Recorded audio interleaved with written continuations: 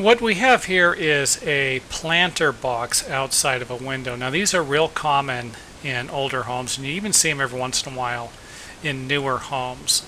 But this one here is special, even though you are not going to be able to see the inside of it. It actually has a wood trim around a galvanized metal pan, and that would be the way to go. But do not think that these galvanized pans aren't going to rust, because they will. Let's face it, you're going to have soil and water in the container for a long period of time. Trust me, it's going to rust. How long it will last, I don't know. Next on the list is a water supply line. This planter box actually has its own sprinkler pipe going to it, and again, it's not in a bad spot. They painted it the color of the siding. I'm not going to say you can't see it. Of course you can, but if you're driving by at 75 miles an hour, you're not going to see it.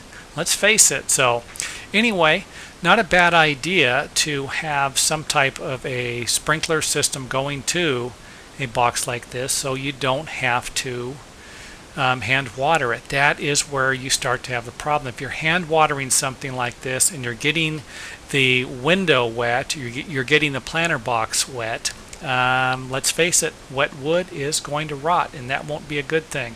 So keeping the water contained with some type of a drip system or a slow flowing sprinkler system is going to be a lot better than having to hand water something like this regularly.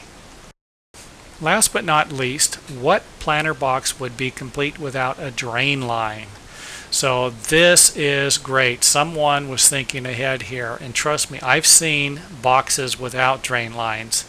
And something else I'd like to point out, water gets heavy. You fill something like this up and you keep it filled with water for a long period of time, and you don't have a real secure plant shelf, it's coming off. So I've seen that, seen the water, you name it.